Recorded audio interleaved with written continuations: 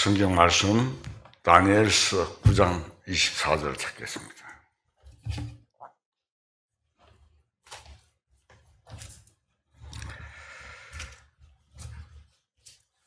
다니엘서 9장 24절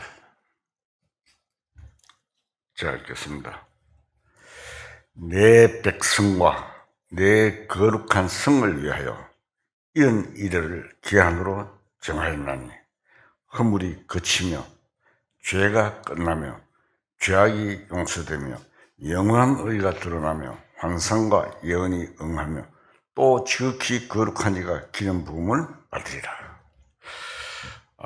쭉 여러 성구를 소개하고 하면 좋은데 시간상 제가 한 절만 읽었습니다. 이스라엘은 그동안 여러 차례 이방 민족의 침입을 받았지만 예루살렘을 뺏긴 적은 없었습니다. 그런데 느부갓네살 왕에게 결국 멸망을 당하게 되었습니다. 이방 세력이 이스라엘을 지배하는 그때가 바로 이방의 때가 시작되는 시점입니다. 이 이방의 때는 예수님이 재림하셔야만이 끝이 나게 되어 있습니다. 우리가 이런 것들은 기본적으로 잘 알고 있어야 됩니다.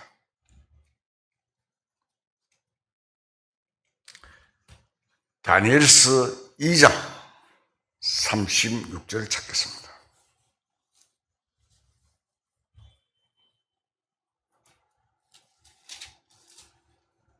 다니엘서 2장 36절 제가 읽겠습니다. 그 꿈이 이러한즉 내가 이제 그 해석을 왕 앞에 아뢰리라. 왕이요, 왕은 여러 왕들 중에 왕이시라.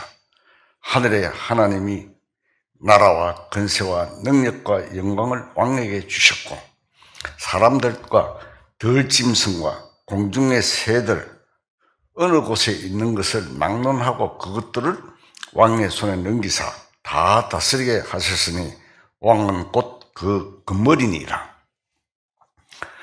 왕을 뒤어 왕보다 못한 다른 나라가 일어날 것이요, 셋째로 또 녹 같은 나라가 일어나서 온 세계를 다스릴 것이며, 넷째 나라는 강하기가 쇠 같으리니 쇠는 모든 물건을 부서뜨리고 이기는 것이라.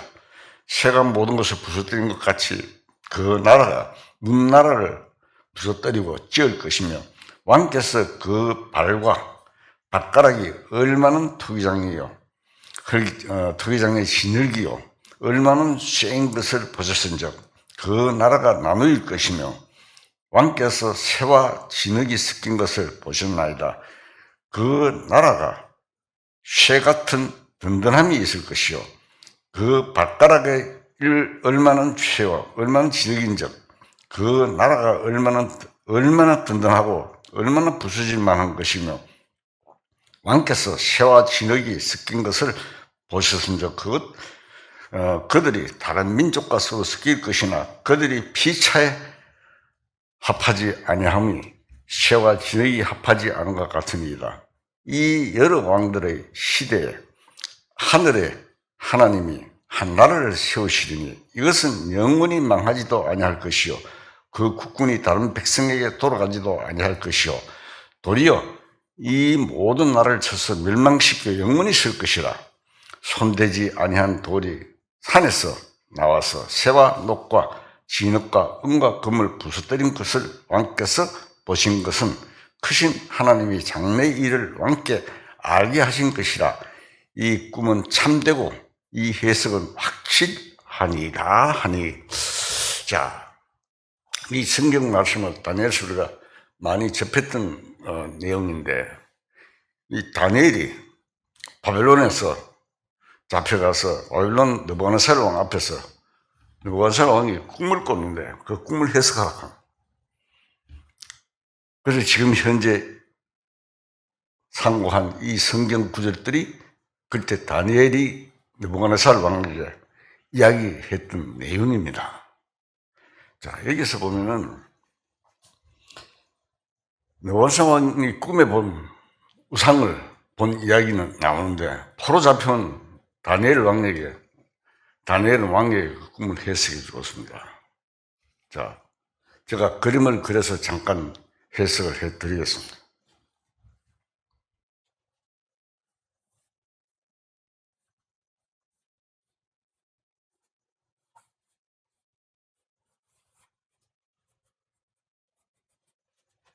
여기에서 지금 금머리는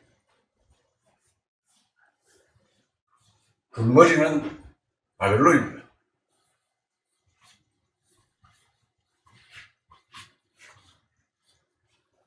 그리고 가슴은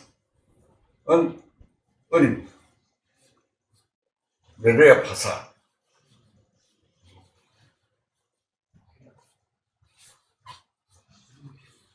다음에 그것은 노십니다. 노선 헬라.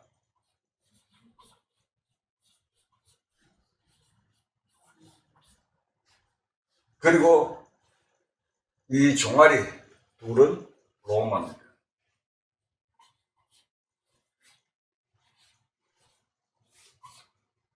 그리고 열발가락 진흙과 이것은 유럽연합을 말합니다. 유럽연합을 말하는데 지금 현재 그 시대 알아가지고 제가 말씀을 드린 겁니다. 요 시대가 끝나면은 공중에 뜨인 돌이 공중에 뜨인 돌이 하늘에서 내려와서 쳐버린다고 성경에는 그렇게 기록되어 있습니다. 그래서 이런 것을 우리가 성경적으로 봤을 때 이게 역사적인 사실을 제가 말씀드리는 겁니다. 그래서 여기서 보면은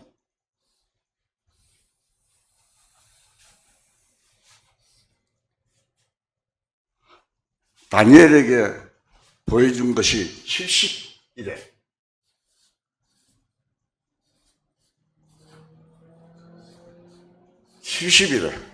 를 지금 보여주었습니다. 하나님께서 여기에서 7주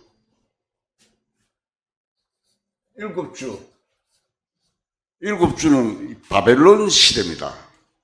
바벨론의 포로로 70년을 살았습니다. 꼭 70년이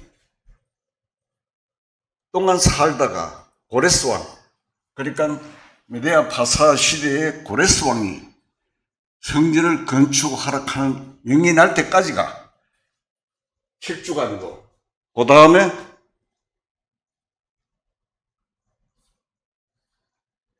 왕이 나오셔가지고 돌아가실 때까지, 즉 예수님께서 나오셔가지고 십자가에 못 박힐 때까지가 62주입니다. 62주. 여기까지가 정확하게 역사상으로 지금 62주가 다 마쳤습니다. 성경 전체를 찾으면 굉장히 시간이 많이 걸리기 때문에 시간 나는 대로 한번 찾아보십시오. 다니엘 읽고 자세히 읽어보면 상세하게 나옵니다. 느헤미야에서도 나오고 계속 나옵니다. 그런데 여기서 7주 플러스 62주는 69주입니다. 자, 하나님이 70주를 다니엘에게 했습니다. 여기 끝나면 70주가 되면은 이스라엘의 죄가 다 끝이 난다. 그리고 이스라엘이 지은 죄 때문에 잡혀갔다가 하는 그런 것들이 모두가 끝이 난다. 이렇게 알려주셨습니다. 그런데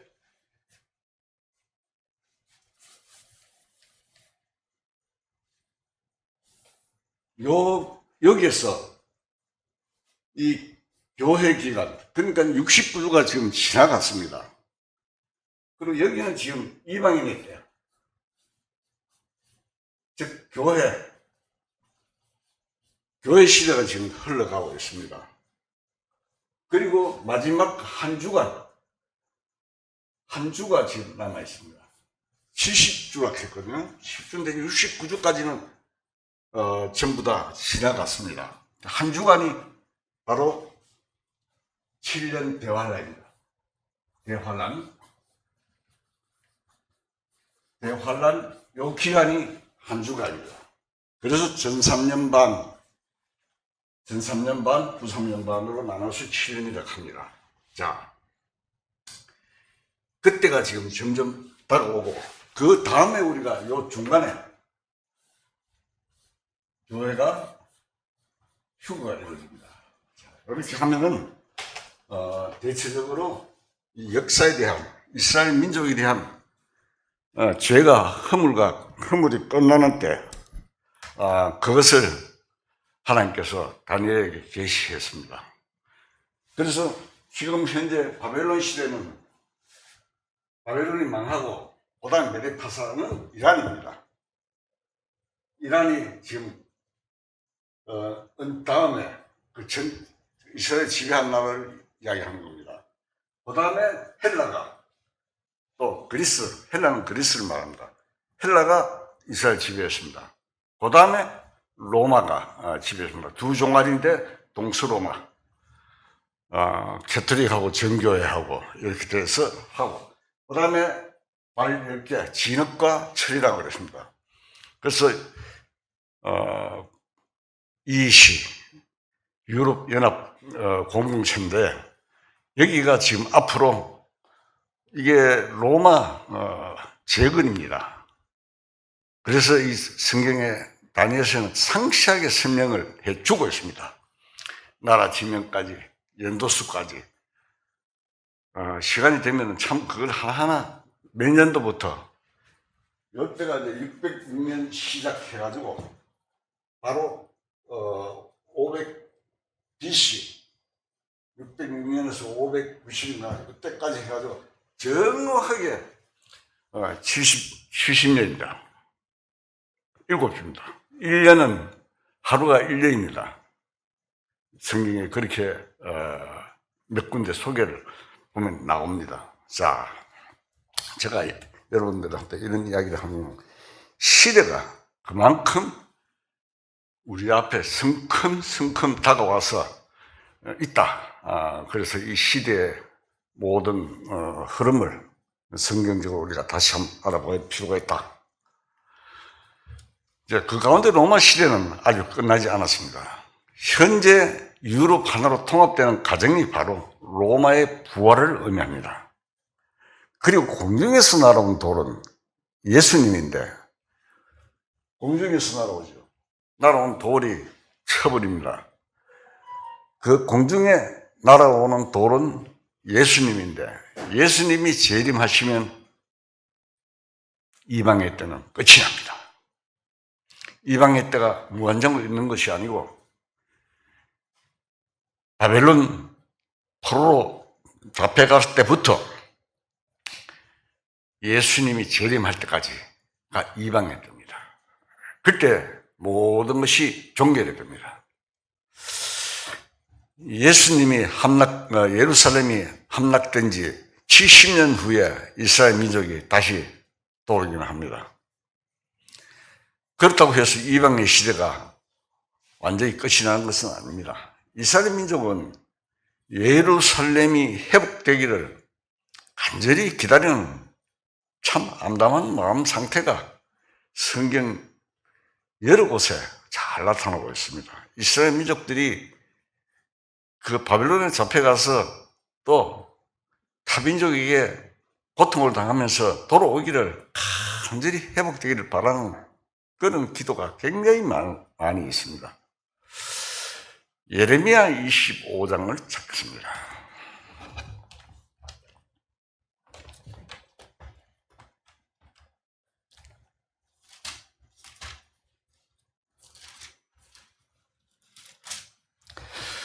예레미야 25장 11절.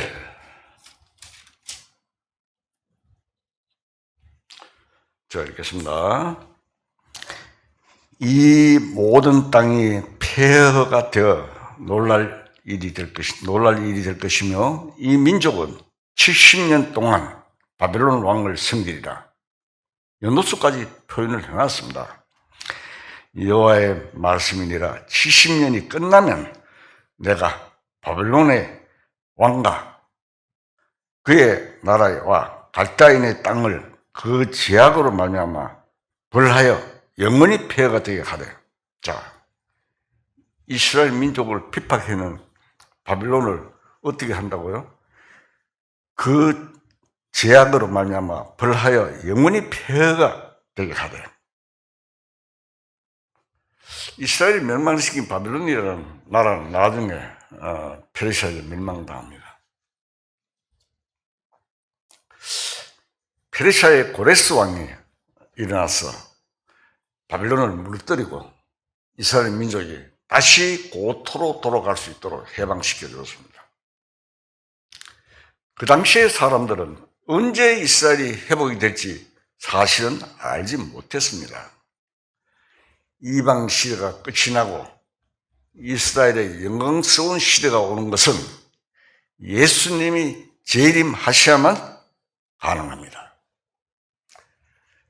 이스라엘 민족은 고토 돌아갔지만 그 후로도 계속적으로 이방의 나라의 지배 아래서 고통을 당하게 됩니다. 메데아 파사와 이어 헬라가 이스라엘을 지배했습니다. 헬라 시대, 헬라의 알렉산더 대왕이 죽은 후에 헬라가 세력이 네 갈래로 찢어졌습니다.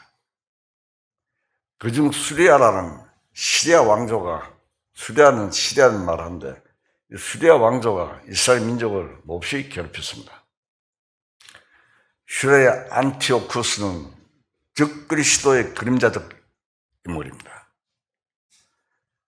이 수리아 왕은 이집트를 치워가는 도중에 이스라엘을 무척 괴롭히고 또 약탈을 자행했습니다. 그때 마카비라는 유대인 형제들이 있었는데 그 수리아를 물리치고 일시적이나마 승리를 한 일이 있었습니다. 역사적으로 보면. 그러나 나중에 또 로마가 일어나서 세계를 제패하면서 이스라엘을 다시 로마 지배 아래로 가게 되었습니다. 이러한 이방의 때는 지금까지 여전히 계속되고 있습니다. 지금은 이스라엘이 독립을 했고 예루살렘을 차지하고 있지만 아직까지는 이스라엘이 완전한 시대는 오지 않았습니다.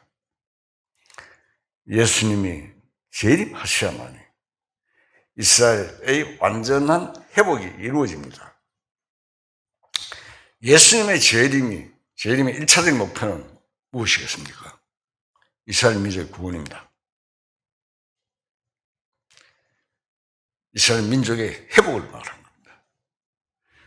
그때가 오면 이스라엘 민족이 완전 회복되고 예수님이 예루살렘을 중심으로 온 세계가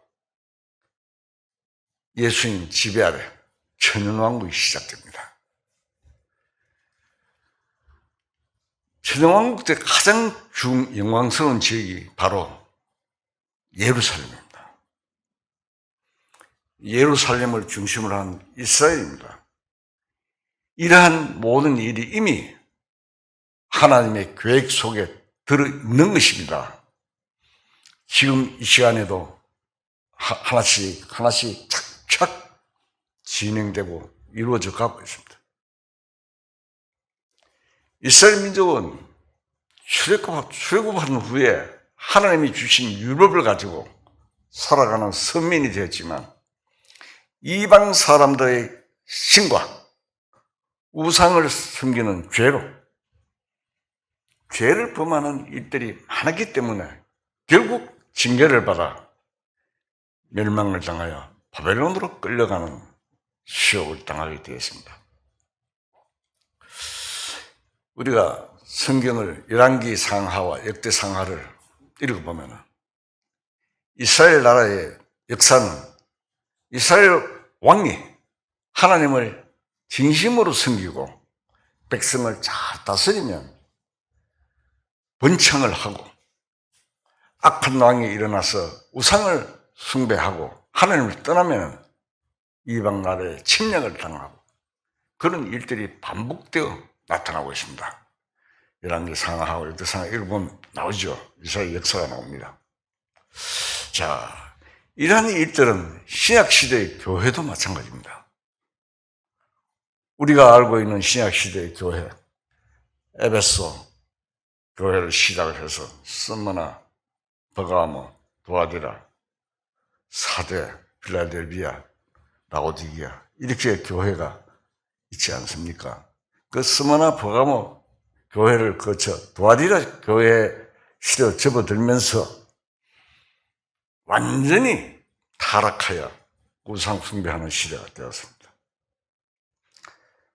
로마의 콘스탄틴 황제의 등장으로 태양신 숭배 사상을 기독교에 들어와서 크리스마스라는 절기가 생겼습니다. 또 마리아를 경배하는 일이 시작되었습니다. 고대로부터 여신을 숭배하는 사상이 기독교에 들어와서 예수님의 어머니였던 마리아를 기념하여 우상까지 만들어 놓고 경배를 했습니다. 튀르기에, 옛날 터키지요. 튀르기에 가면 버가모라는 지역이 있는데 그곳에서 로마의 기독교인들이 기독교인에 대한 큰 박해가 있었습니다. 왜? 기독교인들이 로마 황제를 신으로 숭배하지 않았기 때문에 심한 박해를 받았습니다.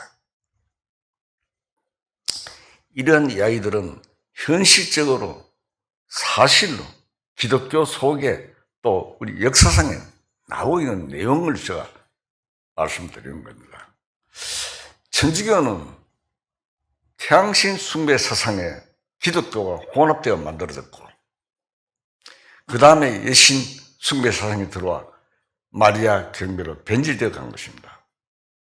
이것이 마지막 시대에 가면은 계시록 17장에 나오는 음료로 나타나는 것입니다. 우리는 기도할 때 당장의 그 기도가 응답이 되어 어떤 효과를 나기를 기대하지만 즉시 응답이 나타나는 경우가 참 많습니다. 구약시대의 기도들도 신약시대에 와서야 이루어집니다.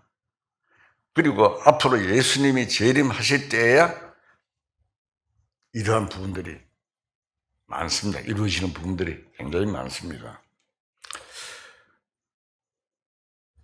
요한복음 10장에 보면 예수님의 기도의 내용이 나옵니다. 예수님 당시에서 시작하여 계속해서 전 기독교 역사 속에 이루어져 가고 있습니다. 예수님의 기도 내용이. 그래서 우리는 어떤 기도가 당장에 이루어지지 않는다고 해서 하나님이 우리 기도를 들으시지 않는다고 낙관해서는 안 됩니다. 우리의 기도에 대한 응답이 아주 오랜 뒤에 나타난 일들이 있습니다. 하나님은 절대로 믿음으로 기도하는 것을 외면하시는 분이 아닙니다. 우리는 기도할 때 주님께서 언젠가는 꼭 기도를 들어주신다는 믿음을 가져야 합니다. 하나님은 우리 사람들처럼 시간을 하거나 무엇을 잊어버리는 분이 아닙니다. 하루가 천년 같고 천년이 하루 같은 하나님께서는 시간과 공간의 제약을 받지 않습니다. 우리 인간은 현재와 과거와 미래가 있습니다. 하나님은 시공을 초월하여 계시는 분입니다. 민수기 23장 19절을 찾겠습니다.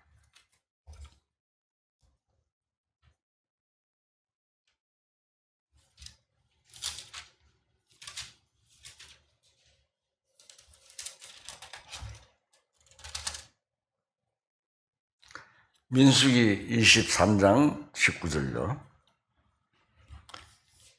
하나님은 사람이 아니시니 거짓말하지 아니하시고 인생이 아니시니 후회가 없으시도다.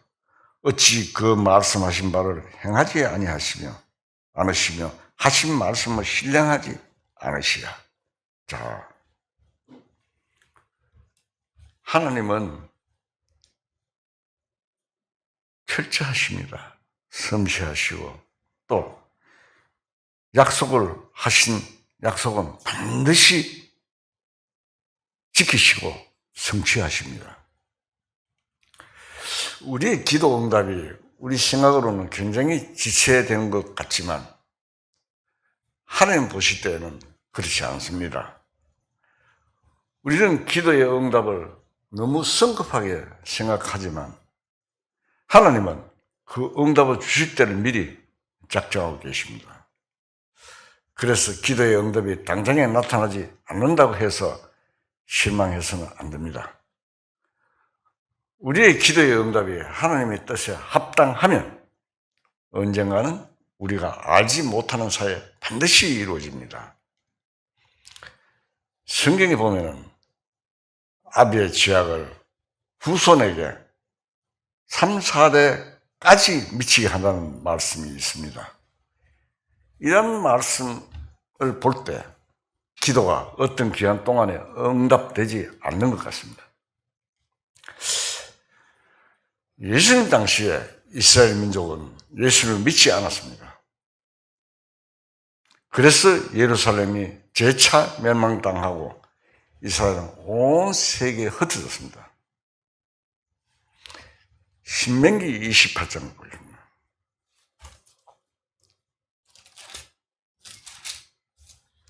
신명기 28장 53절. 신명기 28장 53절. 제가 읽겠습니다. 내가 적군의 애워싸이며 맹렬한 공격을 받아 곤란을 당함으로 내 하나님 여호와께서 내게 주신 자녀 곧 내 몸의 소생의 살을 먹을 것이라. 너희 중에 온유하고 연약한 남자까지도 그의 형제와 그의 품의 아내와 그의 남은 자녀를 미운 눈으로 보며 자기가 먹은 그 자녀의 살을 그중 누구에게든지 주지 아니하리니 이는 내 적군이 내 모든 성읍을 에워싸고 맹렬히 너를 쳐서 곤란하게 하므로 아무것도 그에게 남음이 없는 까닭일 것이며 또 너희 중에 온유하고 연약한 부녀 곧 온유하고 연약하여 자기 발바닥으로 땅을 밟아보지도 아니하던 자라도 자기 품의 남편과 자기 자녀의 미운 눈을 바라보며 자기 다리 사이에서 나온 태와 자기가 낳은 어린 자식을 남몰래 먹으리니 이는 내 적군이 내 생명을 에워싸고 맹렬히 쳐서 곤란하게 함으로 아무것도 얻지 못합니다. 자, 이게 참, 이 성경 읽을 때 저는 참 굉장히 비참합니다. 이게 어디서 일어났나 하면은 역사상에 마사다라는 성이 있습니다. 최후에 극렬하게 로마 타이터스 장군과 대항하던 성입니다. 마사다 성이라고. 그 성에서 보급로를 차단해버리니까 먹을 것이 없는 거예요. 빗물을 받아 가둬서 물 마시지만 먹을 게 없는 거예요. 그래서 나중에 마지막 항전을 할 때 자기 자식을 먹은 이야기입니다. 야, 그럼 그런 게 역사적으로 나옵니다. 그래서 마지막에는 다 자결을 했습니다. 남은 사람이. 그때 타이터스에서 세계보로 완전히 포위를 해가지고 일어난 일들입니다. 역사적인 사실이죠. 자, 그 이스라엘 사람들은 2차 대전 당시 나치스당에게 대학살을 당했습니다. 거기 28장 66절을 한번 봅시다. 신명기 전체 다 읽을 시간이 없으니까 제가 이제 몇 구절만 따서 읽습니다. 내 생명이 위협에 처하고 주야로 두려워하며 내 생명을 확신할 수 없을 것이라. 내 마음의 두려움과 눈이 보는 것으로 말미암아 아침에는 이러기를 저녁이 되었으면 좋겠다 할 것이요 저녁에는 이러기를 아침이 되시면 좋겠다 하리라. 이 나치스 땅에 왜 이런 이야기가 무슨 이야기냐 하면 밤이 되면은 폭격이 막 이루어집니다. 계속 이루어지니까 빨리 아침이 되어가지고 빛이 날 수 있으면 좋겠다. 이렇게 되는 거예요. 그런데 또 낮이 되면 어떻게 했습니까? 밤이 되었으면 좋겠다. 그건 뭐냐? 수색을 합니다.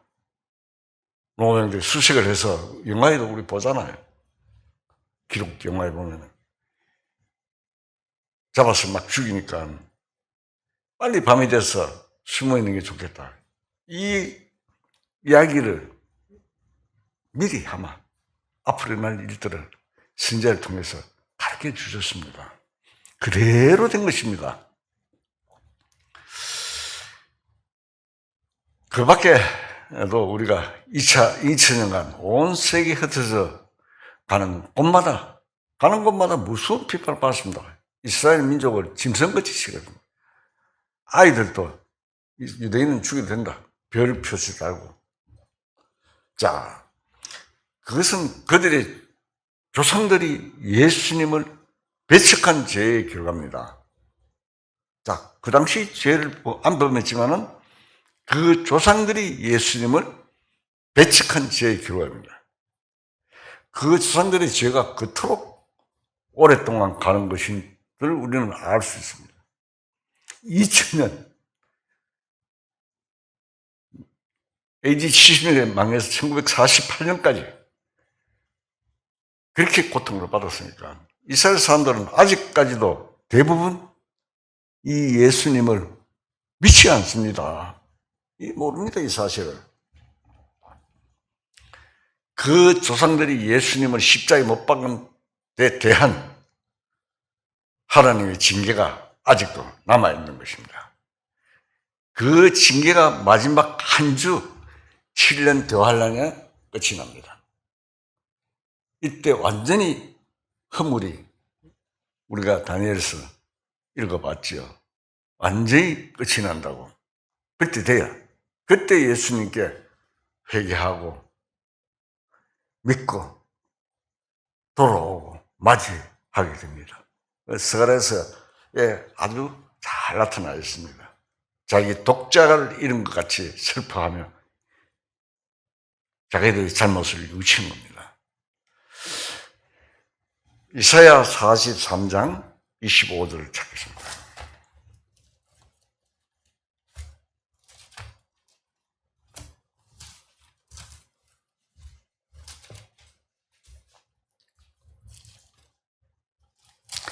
이사야 43장입니다. 43장 25절. 이사야 43장 25절 제가 읽겠습니다. 곧 나는 나를 위하여 네 허물을 도말하는 자니 네 죄를 기억하지 아니하리라. 많이 들은 성구지요. 그 내용을 우리가 다시 알아야 되잖아요. 하나님은 자기 자신을 위해서 우리 허물을 도말하시고 죄를 기억하지 아니하신다고 했습니다. 하나님이 만일 이 세상 사람들의 죄를 용서 안 하시고 다 심판해 버리신다면 모든 사람이 다 멸망해 버릴 것입니다. 우리가 노아 때를 볼 수가 있죠. 그렇다면 이 세상에 하나님의 영광이 어디에 있습니까? 그래서 주의 이름을 위하여 우리 죄를 용서해 달라고 기도한 내용이 구약 성경에 기록되어 있습니다. 잠언 19장 11절 한번 쳤습니다.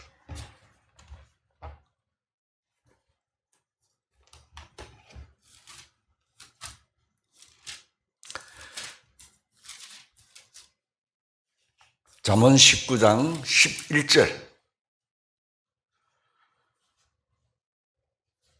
자, 읽겠습니다. 노하기를 더디하는 것이 사람의 슬기요 허물을 용서하는 것이 자기의 영광이니라. 자, 이 말씀을 가지고 세상 사람들의 일에 한번 비춰봅시다. 우리가 세상 사람들은 잘못된 사람이 있으면 그에게 벌 주는 것이 자기 영광이라고 생각합니다. 세상 사람들은 그 영광의 기준을 거꾸로 생각합니다. 그러나 이 성경은 다른 사람의 허물을 용서하는 것이 자기 영광이라고 했습니다. 우리는 어떤 사람이 잘못을 저질렀을 때 형을 보고 야단을 치고 벌을 주어야 속이 시원하는 속성이 있습니다.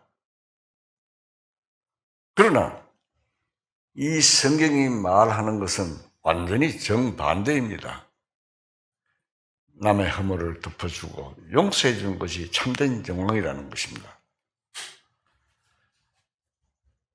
남의 허물을 용서해 주는 것이 영광스러운 일이라고 생각하는 사람은 이 세상에 별로 없을 것입니다. 노하기를 더디하고 허물을 용서하는 마음은 바로 하나님의 마음입니다. 노하시기를 더디하고 허물을 용서하시는 마음이 바로 하나님 마음이라 이 말입니다. 누구든지 이 마음을 가진 사람은 남을 용서해 주는 것을 즐거워하고 기뻐할 수 있습니다. 사실 저도 이 말씀을 성경을 소개하지만 저도 굉장히 어려운 내용이죠. 성령의 역사가 아니면 할 수가 없는 것입니다. 그것을 또한 이러한 것은 성령의 마음입니다. 성령이 역사해야 이러한 사실을 남을 용서해 주는 것을 즐거워하고 기뻐할 수 있다 이 말입니다. 또 성경 한쪽에 보면 그러나 말씀의 교훈을 따르지 않고 세상 사람과 똑같은 자는 함께 먹지도 말라는 말씀도 있습니다.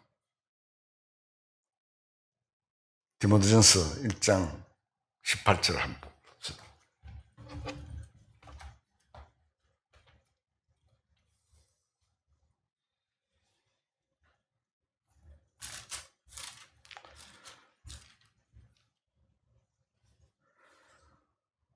디모데전서 1장 18절 자 읽겠습니다. 아들 디모데야, 내가 네게 이 교훈으로 명하노니 전에 너를 지도한 예언을 따라 그것으로 선한 싸움을 싸우며 믿음과 착한 양심을 가지라. 어떤 이들은 이 양심을 버렸고 믿음의 가나에서는 파선하였느니라. 그 가운데 후메네오와 알렉산더가 있으니 내가 사탄에 내준 것은 그들로 훈계받아 신성을 모독하지 못하게 하려 함이라. 참 이러한 내용도 있습니다. 그래서 우리가 성령의 마음으로 서로 용서할 수 있는 그런 마음을 가져야 됩니다. 출애굽기 3장 한번 찾읍시다.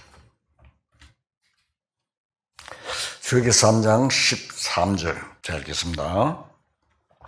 모세가 하나님께 아뢰되 내가 이스라엘 자손에 가서 이르기를 너희 조상의 하나님이 나를 너희에게 보내셨다 하면 그들이 내게 묻기를 그의 이름이 무엇이냐 하리니 내가 무엇이라고 그들에게 말하리까. 하나님의 모세에게 이르시되 나는 스스로 있는 자니라. 또 이르시되 너는 이스라엘 자손에 이같이 이르기를 스스로 있는 자가 나를 너에게 보내셨다 하라. 하나님이 또 모세에게 이르시되 너는 이스라엘 자손에게 이같이 이르되 너희 조상의 하나님 여호와 곧 아브라함의 하나님 이삭의 하나님 야곱의 하나님께서 나를 너에게 보내셨다 하라. 이는 나의 영원한 이름이요 되도록 기억날 나의 칭원이라. 이스라엘 민족을 인도했던 하나님의 이름을 모세가 여쭈었을 때 하나님께서는 나는 스스로 있는 자니라고 대답하셨습니다. 하나님이 이스라엘 민족에게 처음으로 자기 자신 이름을 나타낸 일이 이야기입니다. 그때부터 이스라엘 민족에게 여호와 하나님의 이름이 나타났고 이스라엘 민족은 여호와 하나님의 백성이 된 것입니다. 그때부터 이제 이스라엘 민족이 하나님의 백성이 된 것입니다. 신약 시대는 그럼 어떻습니까?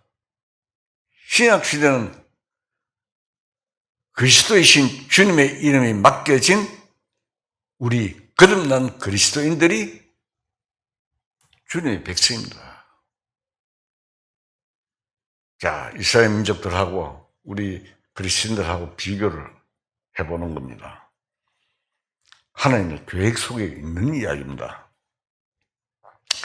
사도행전을 보면 초대교회 당시에 수리아, 안디옥 사람들이 최초로 예수 믿는 사람들을 그리스도인이라고 불렀습니다. 최초로 사도행전 11장을 한번 찾겠습니다. 사도행전 11장 24절. 사도행전 11장 24절. 자, 읽겠습니다. 바나바는 착한 사람이요 성령과 믿음이 충만한 사람이라. 이에 큰 무리가 죽게 더해지더라. 바나바가 사울을 찾으러 다소에 가서 만나며 안디옥에 데리고 와서 둘이 교회에 1년간 모여 있어 큰 무리를 가르쳤고 제자들이 안디옥에서 비로소 그리스도인이라 일컬음을 받게 되었더라. 자, 처음 그리스도인이라는 이야기를 한 것을 제가 성경 말씀 속에서 찾아가 소개를 한 겁니다. 그리스도인이라는 것이 뭡니까? 그리스도의 사람이라는 뜻입니다. 성령으로 말미암아 성령이 오셨을 때 성령으로 말미암아 교회가 세워지고 주님의 이름이 나타나서 그 이름으로 제사함을 받고 능력을 행하고 마음들이 하나가 되는 일들이 나타났습니다. 하나님이 자기 이름을 영광스럽게 하기 위해서 이스라엘 민족을 택했습니다. 그리고 그들의 하나님의 이름을 두었는데 그 이름을 둔 민족이 완전히 멸망을 당하면 하나님의 영광이 없어지기 때문입니다. 그래서 이스라엘 민족들이 주의 이름으로 영광을 위하여 주의 이름의 영광을 위하여 우리를 건지시고 우리 죄를 사하소서 이렇게 기도를 합니다. 이스라엘 사람은 이렇게 기도를 했습니다. 자기 자신의 어려움을 면하기 위해서 기도한 것이 결코 아니었습니다. 우리가 이런 내용들을 보면서 교훈을 받아요. 이것이 진정한 신앙을 가진 사람의 자세입니다. 우리는 여호와의 이름으로 말미암아 일컬음 받는 백성인데 주님의 이름을 알지 못하는 저 이방 사람들에게 우리가 멸망을 받고 조롱거리가 되면 주님의 이름이 영광스럽게 되지 못한다는 것입니다. 그래서 우리 그리스도인들은 자신의 행복이나 평안보다는 주님의 이름을 세상 사람들에게 얼마만큼 영광스럽게 나타내느냐를 항상 염두에 두면서 살아가야 합니다. 우리는 신앙생활을 잘못하면 자칫 주님께 욕을 돌리는 결과가 될 수도 있습니다. 그래서 우리 그리스도인들은 세상 사람들에게 은행을 특별히 조심하고 약속도 철저히 지키며 신뢰를 잃지 말아야 됩니다. 우리가 복음을 전하고 또 주님의 말씀을 증거하려고 하면 그 듣는 사람이 당신이나 잘 믿으라고. 당신은 행동 그렇게 하면서 할 때 우리 어떻게 됩니까? 예수님의 이름에 영광을 가려는 일이 되는 것입니다. 그래서 은행을 특별히 조심하고 함부로 말을 하지 말고 약속도 철저히 지키고 신뢰를 잃지 말아야 될 것입니다.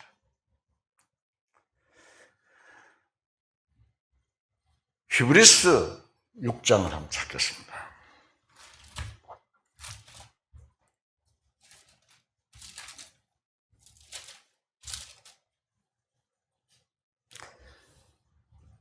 히브리서 6장 1절, 히브리서 6장 1절 자 읽겠습니다. 그러므로 우리가 그리스도의 도의 초보를 버리고 죽은 행실을 회개함과 하나님께 대한 신앙과 세례들과 안수와 죽은 자의 부활과 영원한 심판에 관한 교훈을 틀을 다시 닦지 말고 완전한 대로 나아갈지니라.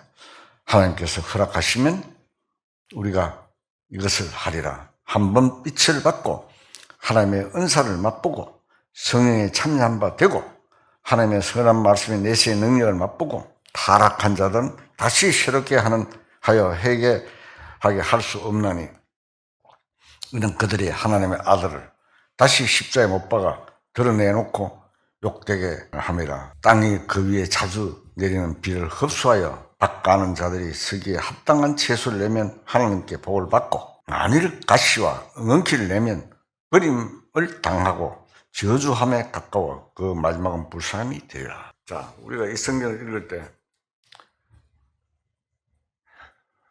마음이 좀 그렇지요. 여기 보면은 성령에 참여한 바 되고 한번 빛을 받고 선한 말씀과 내세의 능력을 맛보고 이런 말들은 다 구원을 받은 사람을 가리키는 말입니다. 그런데 구원을 맛보고 타락한 자들은 다시 새롭게 하여 회개할 수 없다고 했습니다. 이 성경 말씀이 그렇게 기록되어 있지 않습니까? 여기에 타락한 자라는 말은 보통 상식대로 생각하면 안 됩니다. 타락한 사람이 주식잡기 따위에 빠졌다는 것을 말하는 것이 아닙니다. 구원을 받고 신앙생활을 한다고 하면서도 신앙생활에 열매가 없는 것이 바로 타락입니다. 예를 들자면 가난한 신자라고 있죠. 가난한 신자가 뭔 뜻입니까? 들어봤습니까? 예. 하나님을 믿기는 믿고 하나님을 아는데 교회는 안 나가. 물론 여러 가지 환경과 어려움에 처한 분도 있습니다. 그렇지만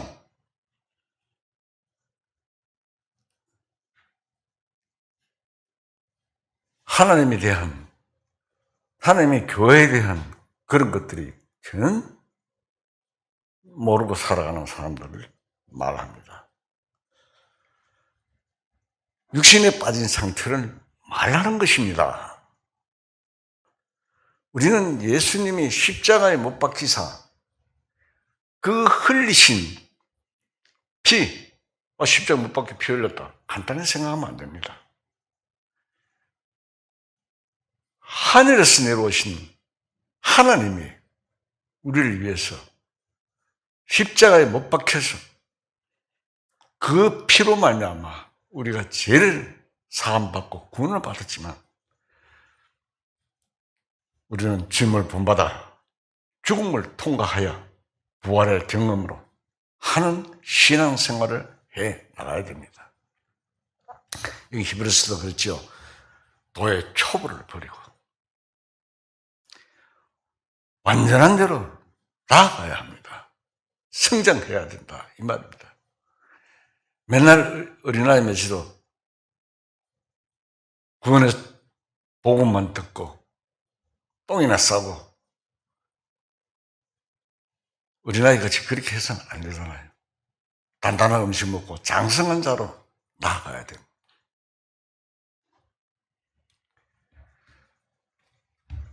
고린도전서 11장 1절을 한번 보겠습니다.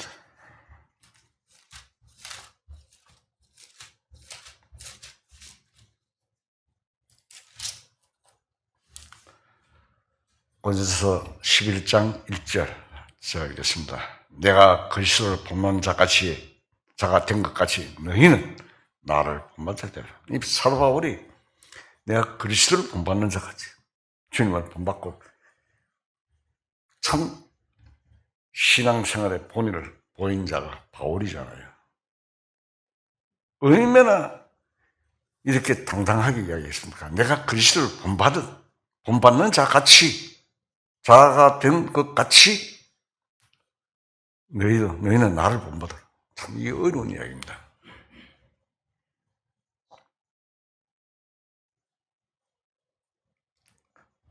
그러나 우리가 자기 자신을 부인하는 생활을 하지 않고 육신의 소욕을 따라 살기가 쉽습니다.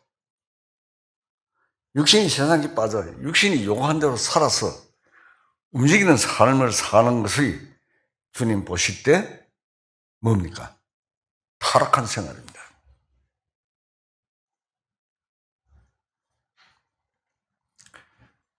밭이 가는 자들 쓰기에 합당한 채소를 내듯이 그리스도인들이 성령으로 말미암아 신앙생활의 열매를 맺어야 하는데도 잘못하여 주님께 욕을 돌리고 주님의 이름에 영광을 가리우게 되는 것입니다.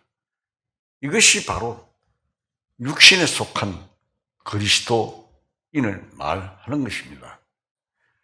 내가 알고 있는 어떤 목사와 사모 이야기를 잠깐 하겠습니다. 목사라 하는 직함을 가진 사람은 말씀을 증거하고 전달하는 의무를 가진 사람입니다. 그런데 이 목사는 내가 아는 목사는 매일 평소 그 인터넷 장기만 뜬대요. 그래서 설교 준비도 안 하고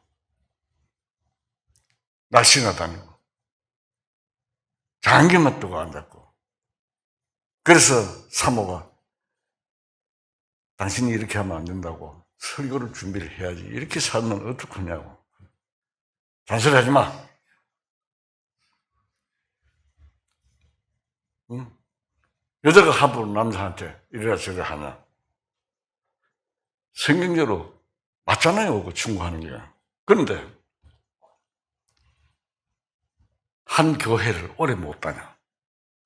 이 교회 가서 조금 있다가 쫓겨났다기보다는 교회에서 다른 목사를 또 초빙을 한 거예요. 그것도 B라는 교회가 거기도 가서 계속 전전하는 거야. 그래서 사모가 그 교인들한테 오시는 분들한테 친절하게 자기라도 해야 되겠다 싶어서 피아노 반주도 치고 인사를 하고 이래 하니까 이제 어치전까지 생겼어.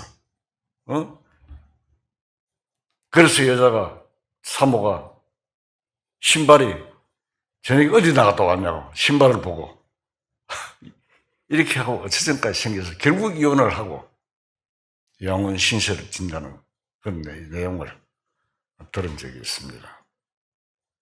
사실적인 이야기를 제가 하는 거예요. 이런 사람이 뭡니까? 목사가 아니고 일반 교인도 그렇게 해서는 안 되잖아요.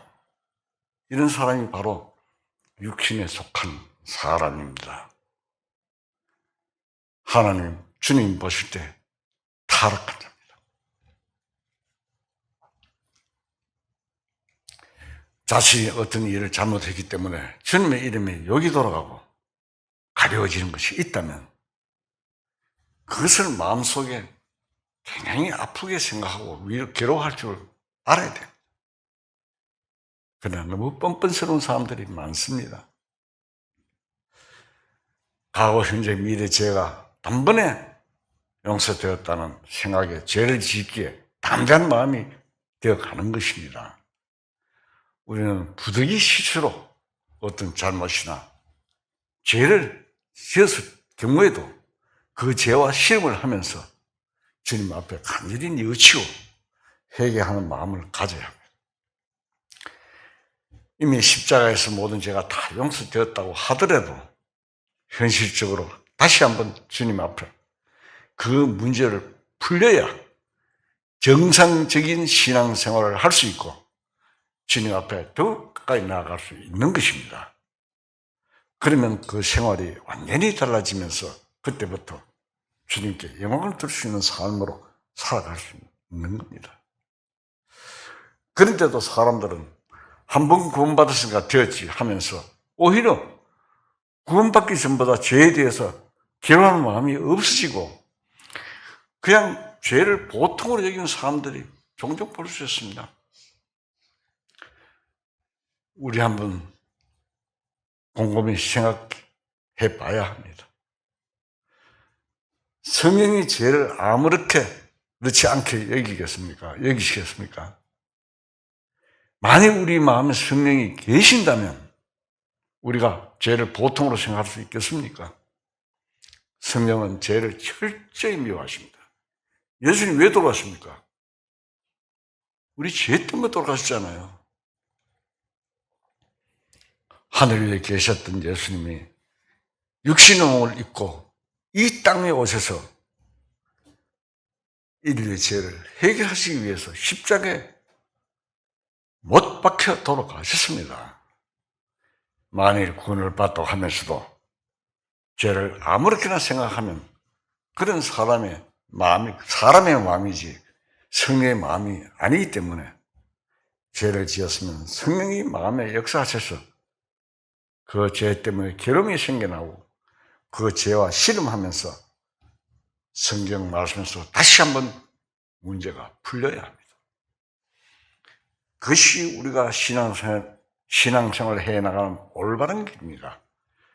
그래서 이스라엘 백성이 하나님 앞에 죄를 지어 예루살렘의 멸망의 지경에 이른 것을 고민하면서 진정으로 주님의 이름의 영광이 회복되기를 선지자들이 간절히 기도했습니다.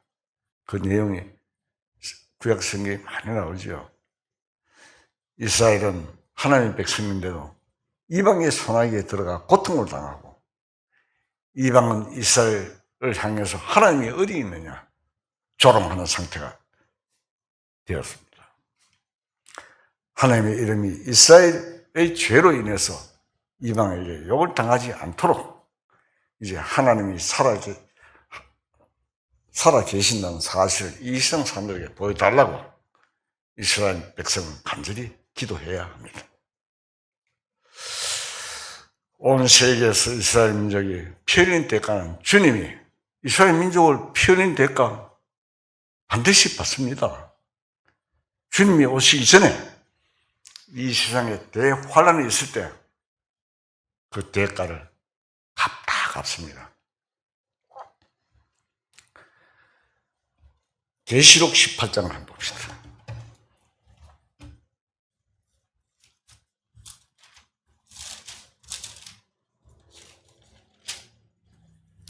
계시록 18장 1절. 자, 읽겠습니다. 이 일 후에 다른 천사가 하늘에서 내려오는 것을 보니 큰 권세를 가졌는데 그의 영광으로 땅이 환해지더라.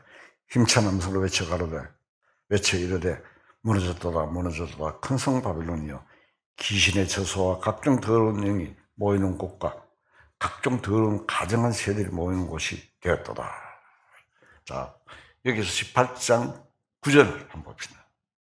그와 함께 음행하고 사치하던 땅의 왕들이 그가 불타는 연기를 보고 위하여 울고 가슴을 치며 그의 고통을 무서워하여 멀리 서서 이르되 화있도다 화있도다 큰 성 견고한 성 바벨론이여 한 시간에 내 심판에 이르렀도다 하리로다.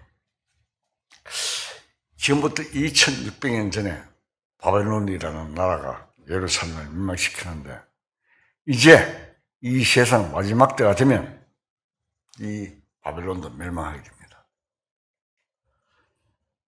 그때 가서 죄의 대가를 완전히 받는 것입니다. 현재 우리 그리스도인들도 이 세상, 즉 바벨론에 붙잡혀 살고 있습니다. 이 세상을 바벨론으로 비유한 것입니다. 그러나 지금 우리가 억울한 일을 당했다고 해서 주님이 당장 무엇을 해주시지는 않습니다. 그렇다고 해서 우리들의 기도가 응답받지 못하는 것은 아닙니다. 반드시 우리 기도에 대한 응답이 있습니다. 주님은 현재 우리가 바라는 것이 주님의 뜻에 합당하면 분명히 언젠가는 이루어 주십니다. 이스라엘 민족은 조상들의 시대에 지은 죄로 말미암아 참혹하게 멸망당했는데 지금이라도 자기들을 긍휼히 여겨서 용서해달라고 성경 곳곳에 보면 기도를 올렸습니다. 이스라엘 민족들은 단순히 자기들의 평안이나 이스라엘 민족의 평안만을 위해서 기도한 것이 아니고 그래도 하나님의 이름의 영광을 위해서 하나님의 백성인 이스라엘을 건지시고 이스라엘의 죄를 용서해달라고 기도했습니다. 하나님의 이름의 영광을 위해서. 다행스럽습니다. 하나님은 우리를 통해서 계속 일하시고 계십니다. 우리는 교회, 우리는 주님의 눈동자같이 지키시는 주님의 백성이라는 자부심과 영광스러운 주님을 맞이할 자세로 더욱 굳건한 믿음으로 힘차게 남은 날들을 살아가야 할 것입니다. 우리는 너무 성급하게 눈앞에 당장에 어떤 일이 일어나기를 바라지만 그것은 하나님의 뜻과는 맞지 않습니다.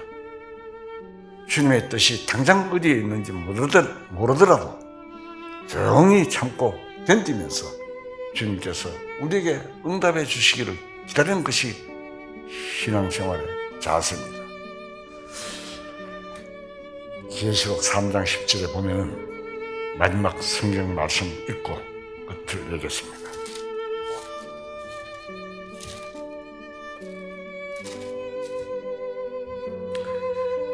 계시록 3장 10절 자 읽겠습니다. 네가 나의 인내의 말씀을 지키선즉 내가 또한 너를 지켜 시험의 뜰을 면하게 하리니 이는 장차 온 세상에 임하여 땅에 거한 자들을 시험할 때라.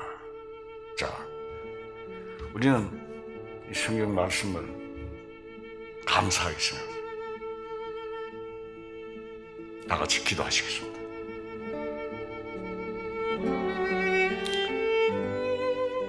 거룩하시고 사랑이신 하나님 아버지, 오늘도 하나님 아버지의 뜻하신 말씀들을 통하여 깨닫게 해주신 은혜, 하나님께 감사와 찬송을 드립니다.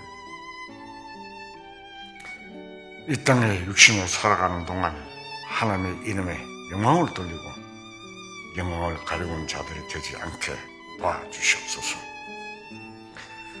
주신 말씀을 한 말씀 한 말씀 마음에 담고 감사하는 마음으로 살며 잠깐 훑는 오실 주님만을 바라보며 살아갈 수 있게 도와주시옵소서.